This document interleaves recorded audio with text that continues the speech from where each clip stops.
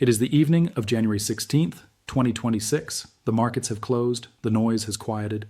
But if you are watching the silver market right now, you can feel it, that thick, heavy air before something breaks.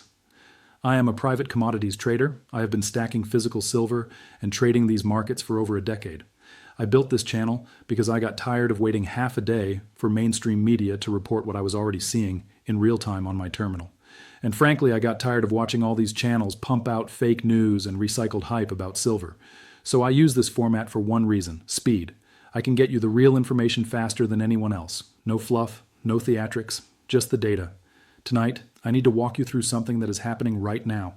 Something the financial media will not touch with a 10-foot pole because it exposes a mechanism they do not want you to understand. Here is the hook. As of January 16th, 2026, silver is trading at $92.40 per ounce. That is a new all-time high.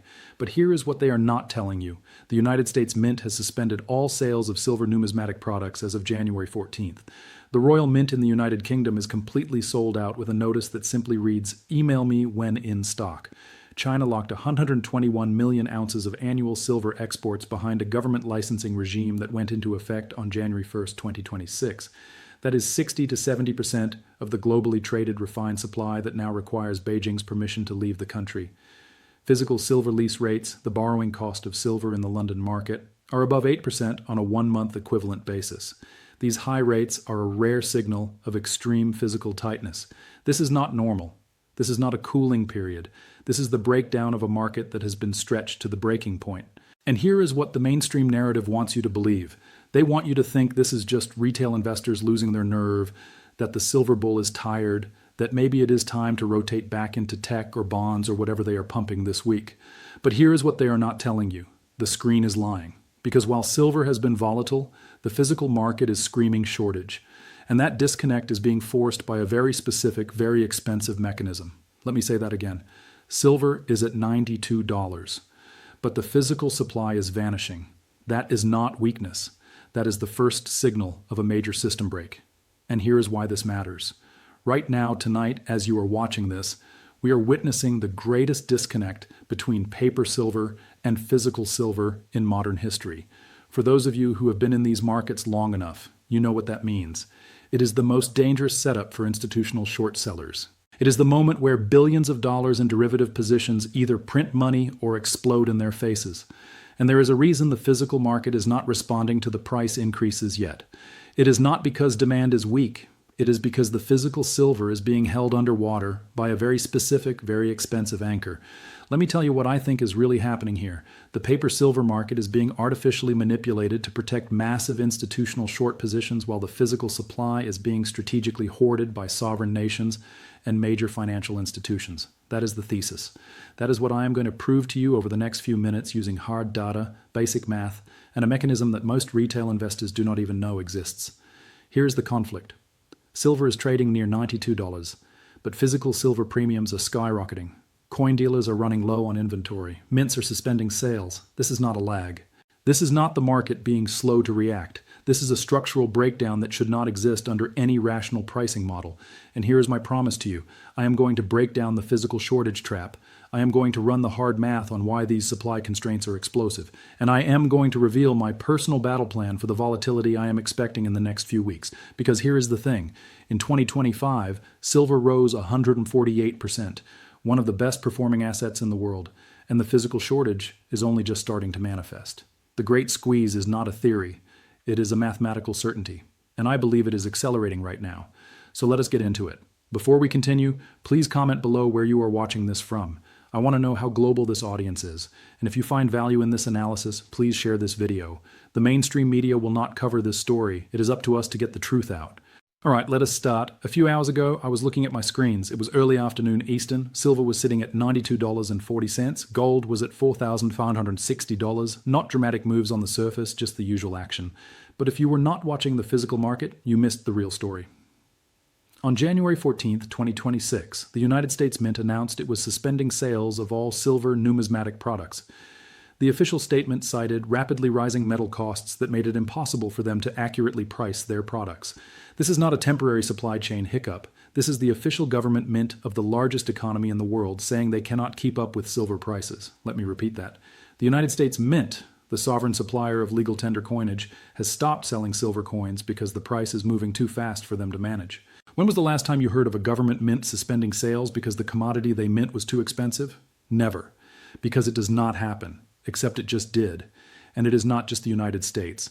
The Royal Mint in the United Kingdom is completely sold out of silver bullion products. Their website has a notice that says, "Email me when in stock."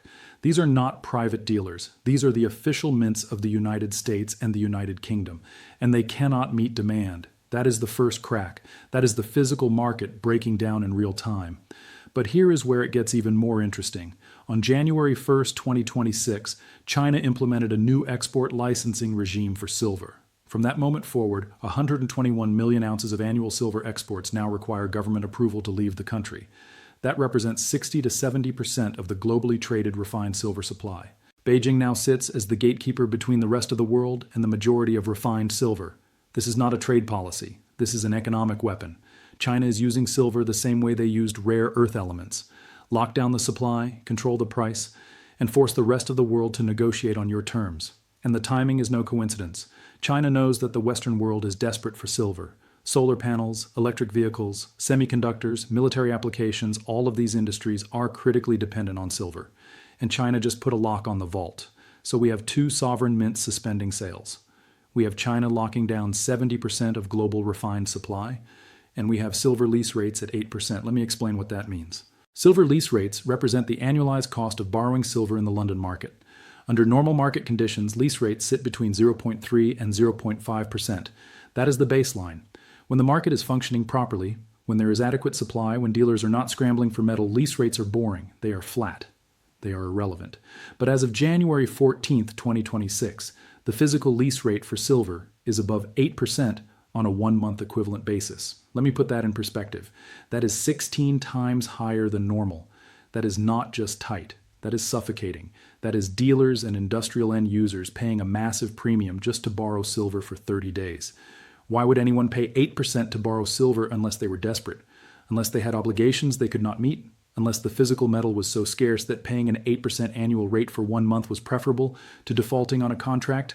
That is what lease rates are telling you. The physical market is in crisis. And yet the price is only at $92.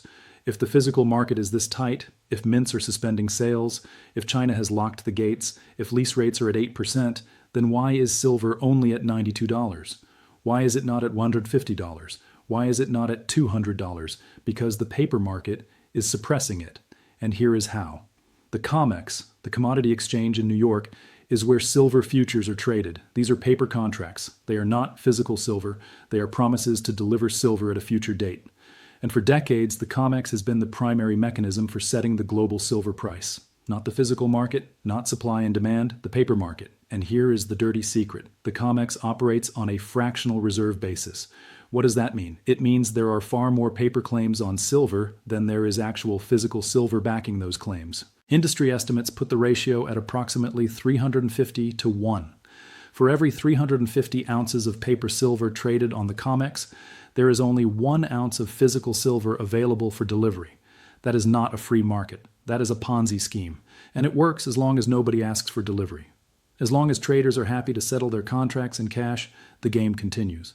But what happens when people start demanding physical delivery? What happens when industrial users, when sovereign nations, when institutional buyers say, "I do not want your paper, I want the metal"? The system breaks.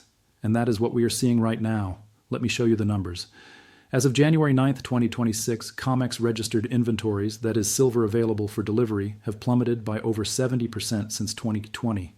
Registered silver is the metal that is sitting in COMEX vaults that can be delivered against futures contracts, and it is disappearing. At the same time, entities standing for delivery, that is traders who are demanding physical metal instead of cash settlement, have surged to record highs. According to the first CME Group Delivery Report of 2026, JP Morgan is aggressively standing for maximum physical delivery. JP Morgan, one of the largest financial institutions in the world, is taking delivery of physical silver, not paper, physical. Why? Because they know the paper market is a fraud. They know the physical supply is running out.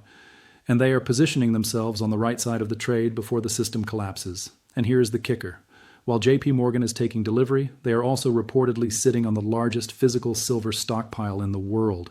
Industry whispers point to JP Morgan holding over 750 million ounces of physical silver. That is nearly a full year of global mining output. Let me repeat that. JP Morgan reportedly controls 750 million ounces of physical silver.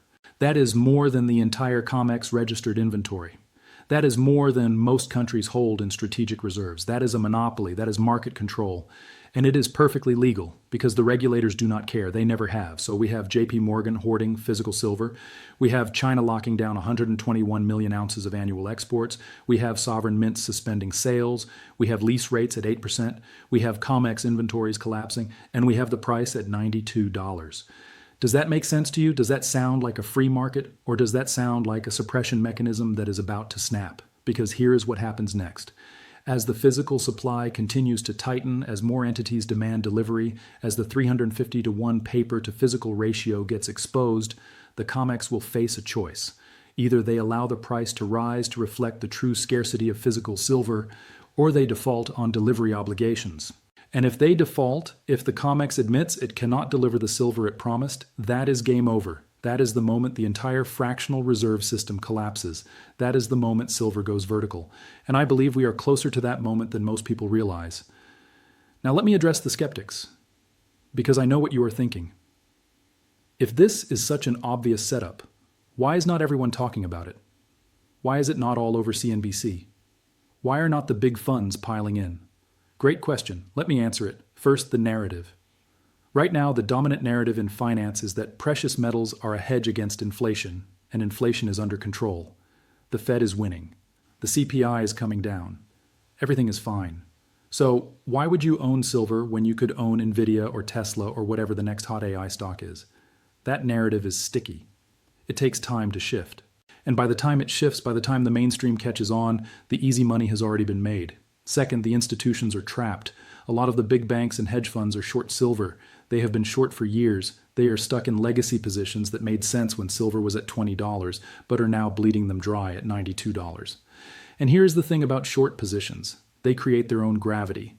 If you are short a commodity and the price starts to rip higher, you have two choices. You can cover your short and take the loss, or you can double down, add to your short, and pray the price comes back down. Guess which one most traders choose? They double down, they fight the tape, they throw good money after bad, and they create even more explosive upside potential when they are finally forced to cover. Third, the media blackout. I mentioned this earlier, but it is worth repeating. The financial media is not your friend. They are not in the business of giving you alpha. They are in the business of selling advertising and keeping you glued to the screen. And right now, precious metals are boring.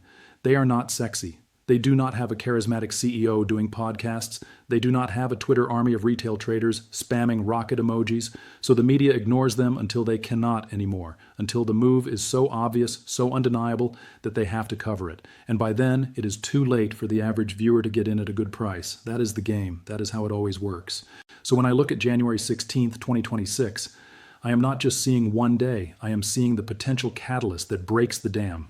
The moment when the suppression mechanism fails and the market has to reprice silver based on reality instead of narrative. And here is what I am doing tonight. I am reviewing my positions. I am checking my strategy. I am making sure I have dry powder in case we get a gift, a flash crash that takes silver down before the rip higher. Because if that happens, if I get that entry, I am loading the boat. But I am also prepared for the alternative scenario that we just grind higher, that the $90 level holds, that the physical shortage slowly, steadily starts to close the valuation gap, that the squeeze happens over weeks instead of days. That is fine too. I am patient. I have been in this trade for a long time. I can wait. But today is different. Today we are seeing the physical breakdown accelerate. And I want to see which way the pressure releases. Let me tell you something else I have learned in over a decade of trading commodities. The market always teaches you humility. Just when you think you have got it figured out, just when you are feeling confident, the market will slap you across the face and remind you that you do not know anything. So I am not sitting here tonight claiming I have perfect information or perfect foresight. I am not saying I know exactly what is going to happen tomorrow or next week. I am just telling you what I see, what the data says, what the math implies. And the math implies that we are witnessing the breakdown of the paper silver market and the beginning of a physical supply crisis that could send prices into the stratosphere. Now let me talk about the skeptics one more time because I want to address every possible objection before we move on. Some people will say, But what about industrial demand destruction? If silver goes to $150, will not industrial users just find substitutes? Valid point. Demand destruction is real. If silver becomes too expensive, some industries will look for alternatives. But here's the thing. Silver is irreplaceable in most of its critical applications. There is no substitute for silver in solar panels that matches its conductivity and efficiency. There is no substitute for silver in high-performance electronics. There is no substitute for silver in military applications like missile guidance systems and radar. Yes, at some price point, industries will try to find alternatives, but that process takes years. It requires research and development. It requires retooling entire manufacturing processes. It does not happen overnight. And in the short term, over the next 6 to 12 months, industrial users have no choice but to pay the price. They need the silver. They cannot wait for substitutes. So demand destruction is not the immediate threat. The immediate dynamic is a scramble for scarce supply. And that is bullish. Another objection. What about recycling? If the price goes high enough, will not people just melt down their old silver and flood the market? Again, valid concern. Recycling is a real source of supply. In the 1970s, when silver hit $50, Americans lined up at precious metals dealers to sell their old sterling silver.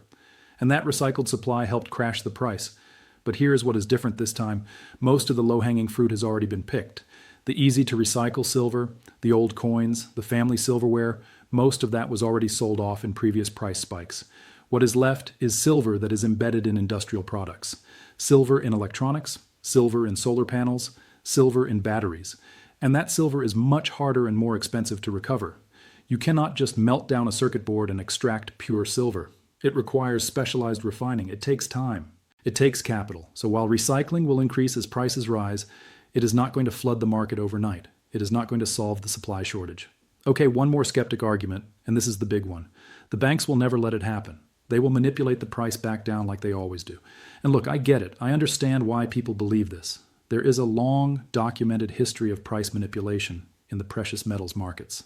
There have been fines, there have been whistleblowers, there have been class action lawsuits. I am not naive. I know the game is rigged, but here is what I also know. Even rigged games have limits. Even manipulated markets eventually break, because at the end of the day, the physical market is real. Supply and demand are real. And when the paper market gets too disconnected from the physical reality, something has to give. That is what I think we are seeing right now. The paper market, the futures, the options, the ETFs is saying silver should trade at $92. The physical market, the mints, the lease rates, the inventories is screaming shortage. And eventually, one of them has to win. So let me bring this back to the plan. My personal game plan for the next few weeks. Tonight, after I finish this, I am going to review every aspect of my strategy. I am going to make sure my risk management is tight. Not too conservative. I do not want to miss the move, but not too aggressive. I do not want to take a catastrophic loss if I am wrong. Over the next few days, I am going to be watching several key indicators. Number one, the silver to gold ratio. If that ratio starts to compress, meaning silver starts to move faster than gold itself, that is the signal that the decoupling has begun. Number two, the DXY, the dollar index. If we see sudden weakness in the dollar, that is rocket fuel for commodities. It makes gold and silver more attractive to foreign buyers, and it amplifies the move. Number three, the COMEX registered inventory. If we see another major drawdown in registered silver, if we drop below critical levels, that tells me the physical squeeze is accelerating. And number four, the lease rates. If lease rates stay elevated or move even higher, that tells me the physical tightness is not easing, that the shortage is real and persistent. If I see these indicators moving in the right direction, if the data confirms the thesis, then I am adding to my positions. I will be early. I will be positioned before the crowd figures it out. But if the data changes, if inventories stabilize, if lease rates fall, if the dollar strengthens, then I am standing aside.